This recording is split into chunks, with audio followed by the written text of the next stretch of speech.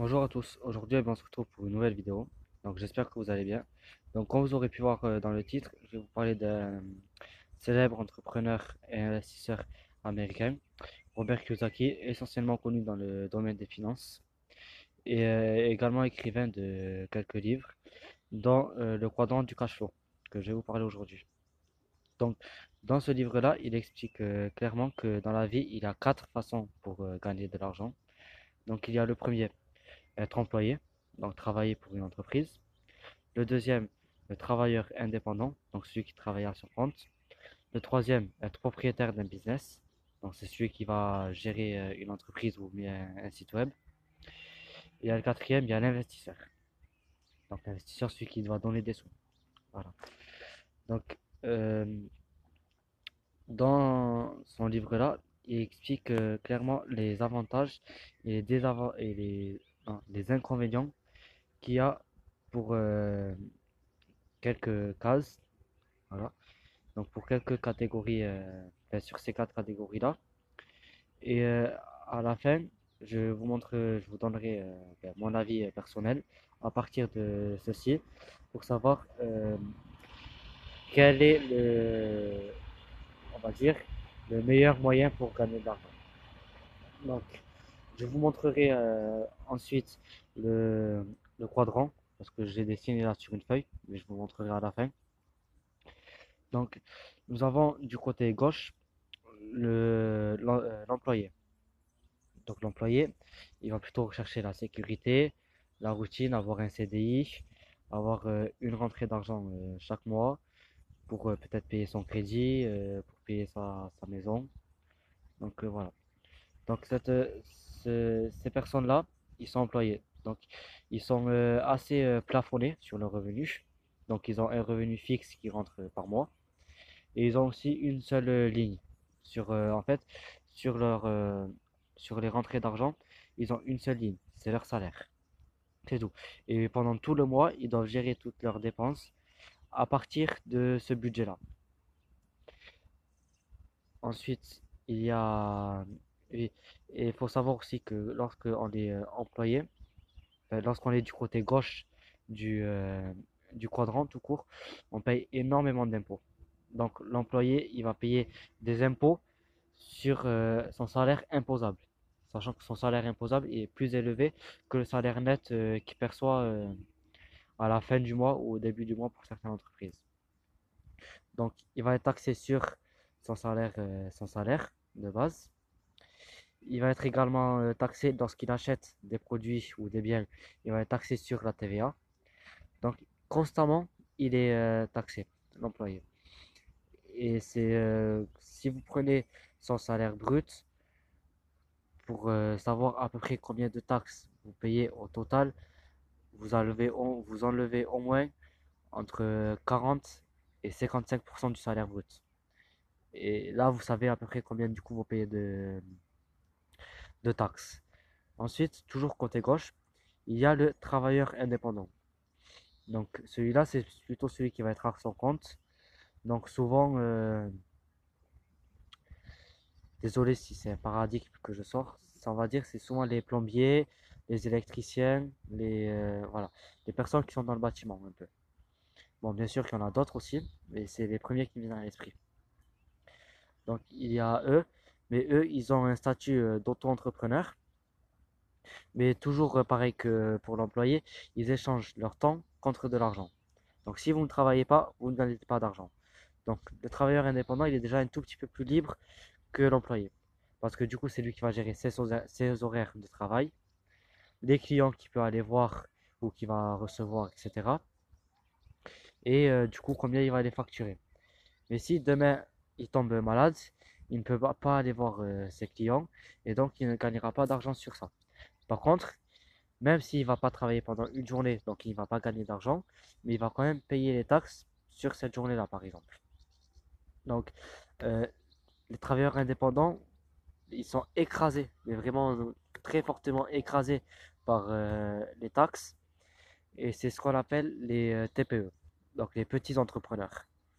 Parce que ce n'est pas non plus des multinationales pour qu'ils puissent avoir des allègements fiscaux. C'est vraiment des toutes petites entreprises.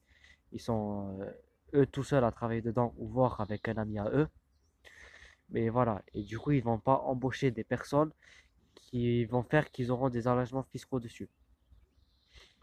Ensuite, là, ben, on va passer du côté droit du quadrant pour le propriétaire de business.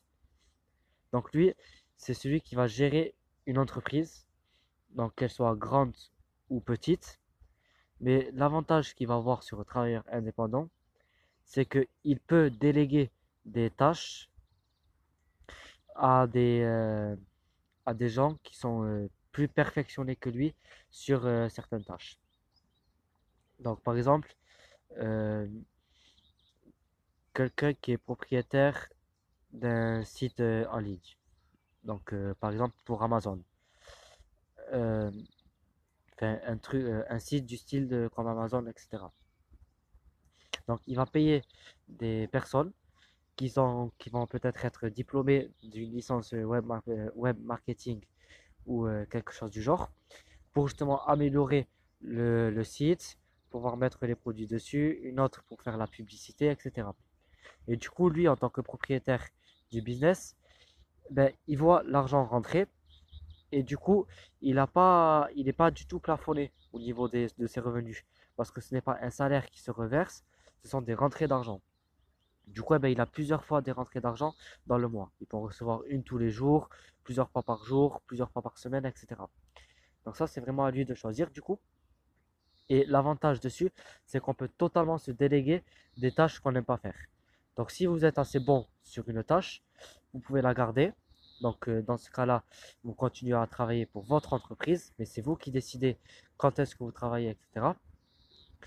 Ou du coup, les tâches où vous êtes le moins bon et que vous pouvez du coup recruter des personnes meilleures que vous, mais du coup, à ce moment-là, ben, vous pouvez les recruter pour faire les tâches du coup que vous ne désirez plus faire.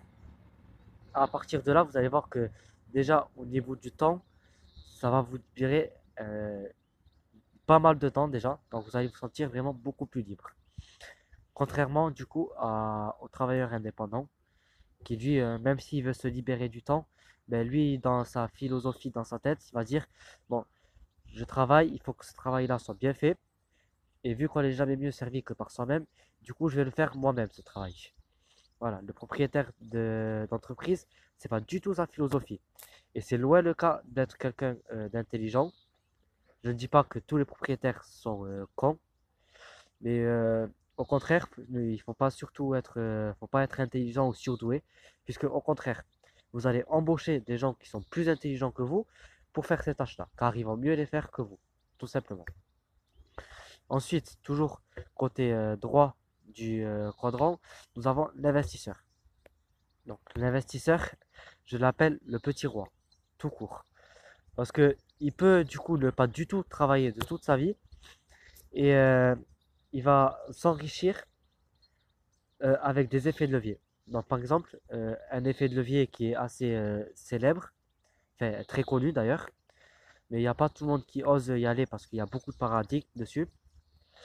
L'immobilier. Donc les paradigmes dessus, c'est je ne pourrai jamais investir dans l'immobilier parce qu'il faut être déjà riche. Pour ça, il faut posséder des biens, il faut hériter d'un héritage ou d'une énorme somme d'argent qu'on a déjà sur le compte en banque. C'est totalement faux. Donc l'investisseur, il va justement éviter de payer les taxes, donc il ne payera pas d'impôt sur les biens, par exemple, qu'il aura. Et je vous parlerai aussi de la solution pour ne pas payer d'impôt sur les bourses, quand vous investissez en bourse et les revenus que vous avez à partir de là, car il va acheter ces biens d'entreprise à partir d'un crédit. Donc ce n'est pas avec son argent à lui qu'il va acheter les biens, mais il va plutôt faire un crédit. Donc il va prendre l'argent de la banque pour faire un crédit. Enfin, ça sera un crédit donc pour acheter ses biens. Et avec ces biens-là, vu qu'il a utilisé des dettes, il ne va pas payer de taxes dessus. Donc les investisseurs, ils ne payent aucune taxe dessus. Et c'est pareil lorsque vous investissez en bourse. Vous avez des dividendes qui rentrent, des rentrées d'argent. Voilà. Et vous n'avez pas besoin d'être devant votre ordinateur à analyser des graphiques, à faire du day trading, comme on dit. Donc, acheter le matin et revendre à la fin de journée, par exemple. Et vous faites ça plusieurs fois par jour. Vous achetez, vous revendez, vous achetez, vous revendez. Vous faites que ça. Donc lui, au contraire, il va investir sur plusieurs entreprises qui vont lui reverser des dividendes par semaine ou par mois ou un pourcentage des revenus de l'entreprise, de ses bénéfices. Et du coup, pour ça, il suffit juste d'avoir un plan, un, un compte à la banque. Je sais plus quoi, je crois que c'est un, non, je j'ai plus du tout le nom en tête du compte pour ce compte là pour rentrer votre argent que vous recevez de la bourse. Et en fait, il faut juste détenir ce compte-là et que tout votre argent aille sur ce compte-là. Et du coup, avec ça, eh vous, ça vous permettra de ne payer aucun impôt à vie. Donc, si vous gagnez 10 000 € et que grâce à la bourse et que vous le mettez sur ce compte-là, vous pouvez vivre de ces 10 000 € là, mais vous ne paierez absolument aucun impôt. Voilà. Et du coup, voilà, l'investisseur, c'est vraiment le petit roi. Donc, lui, il ne travaille pas, il ne fait que investir son argent. Et à partir de cet argent-là, ben, il arrive à vivre. Il ne paye pas d'impôt dessus. Et voilà. C'est tout simplement le roi. Donc à ce moment-là, il profite totalement de la vie et il n'a plus du tout besoin d'échanger son temps contre de l'argent. Voilà. Donc maintenant, eh ben, je vais vous montrer le quadrant, comment il est. Donc je vais retourner là. Je vais vous montrer. Voilà. Donc ça ressemble à ça. Donc vous avez le quadrant comme ça. Donc je ne sais pas si vous avez bien vu parce que j'ai pas réussi à tourner la caméra du téléphone. Donc en gros, si vous êtes du côté gauche, vous êtes, euh, vous êtes taxé tout simplement. Et ce n'est pas le meilleur moyen pour gagner énormément d'argent. Parce que vous êtes toujours plafonné sur vos rentrées d'argent. Et au contraire, si vous êtes du côté droit, alors là, le plafonnement d'argent, il n'y en a pas du tout. Vous pouvez gagner autant que vous voudrez par mois, suivant les ventes que vous faites, etc. Et du coup, vous avez énormément d'allègements fiscaux par rapport à ça. Donc, tout simplement pour reprendre l'exemple du, euh, du propriétaire de business. Donc, lui, il va, comme je vous avais dit, vous pouvez vous déléguer des tâches. Donc, vous employez vous embauchez des employés ou des prestataires à la mission ou pour les prestataires à la mission, à la semaine, au mois, ou si c'est des employés par CDD ou CDI, même qu'importe le type de contrat. Et à partir de là, ben, vous avez des montages fiscaux pour du coup ne pas payer d'impôts sur vos premières années et du coup en payer beaucoup moins à la longue. Vous allez peut-être me demander pourquoi, sachant que du coup vous gagnez de l'impôt par rapport à vos revenus. Tout simplement parce qu'une entreprise euh, paye les impôts après qu'elle ait dépensé. Donc si vous avez 2 000 € de bénéfices et que vous investissez 1 000 € pour, dans votre entreprise pour la faire fructifier, pour les publicités, etc., vous allez être taxé tout simplement sur les 1 000 € qui vous restent. Voilà. Donc, ensuite, il y a ça déjà pour payer moins d'impôts. Et il y a aussi le fait que, ben, vu que vous avez des salariés et que les salariés payent les taxes, justement, du coup, par rapport à ça, vous allez dans le même sens que le gouvernement, sans forcément le vouloir ou en le voulant justement. Vous allez dans le même sens que le gouvernement. Donc, vous aurez des allègements fiscaux aussi par rapport à ça. Donc, vous apportez des salariés et les salariés paient les taxes. C'est comme c'était l'État du Texas, je crois, qui avait payé, je crois, 50 millions, tel ça, pour pouvoir mettre leur usine au Texas, justement. Tout simplement parce que ça rapporte des employés et les employés paient les taxes. Du coup, il y a de l'argent qui rentre dans l'État. C'est tout aussi simple que ça. Donc, si vous êtes propriétaire de business, que vous employez des gens, arrangez-vous avec votre comptable ou un fiscaliste comptable pour qu'il vous fasse tous les allègements fiscaux possibles. Et c'est bien sûr dans la loi, c'est totalement autorisé. C'est pas du tout. vous avez tous les droits de le faire, justement pour ne pas payer d'impôts sur vos premières années, voire quasiment rien du tout. Et au fil du temps, en payer du coup beaucoup moins. Et sur les bénéfices de l'entreprise ou le chiffre d'affaires, du coup, ben, vous allez payer ce qui vous reste après investissement. Du coup, ben, c'est que donc côté droit du quadrant, c'est total bénéf pour vous, pour votre entreprise, sur la fiscalité par rapport au temps et profiter de la vie tout simplement. Par contre, si vous êtes du côté droit, essayez quand même de passer du côté gauche, excusez-moi, essayez de passer du coup côté droit du quadrant parce que là vous êtes taxé et vous allez vivre qu'avec des dettes et vous n'allez jamais pouvoir vous en sortir. Tout simplement. Voilà, donc c'était la vidéo touche à sa fin. Donc si ça vous a plu et si vous voulez que je vous donne davantage de conseils et enfin, sur ce que je sais en tout cas, parce que je suis loin d'être expert et encore moins formateur dessus.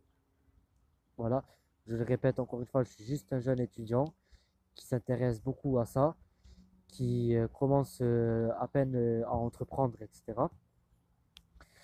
Du coup, je suis pas mal de formations sur la fiscalité, les business, la vente, etc. Du coup, je transmets juste ce que je sais pour l'instant. Donc, si c'est mal expliqué, je tiens à m'en excuser. Vous pouvez toujours me rejoindre sur les réseaux sociaux. Il y aura tout dans la description. Vous pouvez vous abonner, liker, partager cette vidéo s'il vous plaît pour toucher un maximum de personnes et pour que la chaîne puisse grandir. Car vous êtes tous influenceurs. Chacun d'entre vous, chaque personne est un influenceur. Vous avez juste à la partager à une personne là. Et cette personne là, si c'est un vrai ami, il va la regarder. Il va vous écouter. Et vous avez influencé quelqu'un. Tout simplement. Donc, vous pouvez vous abonner, partager, liker la vidéo. Dites-moi vos avis dans l'espace commentaire. Vous avez aussi mes réseaux sociaux dans la description. Et puis, je vous dis à la semaine prochaine. Bye bye tout le monde.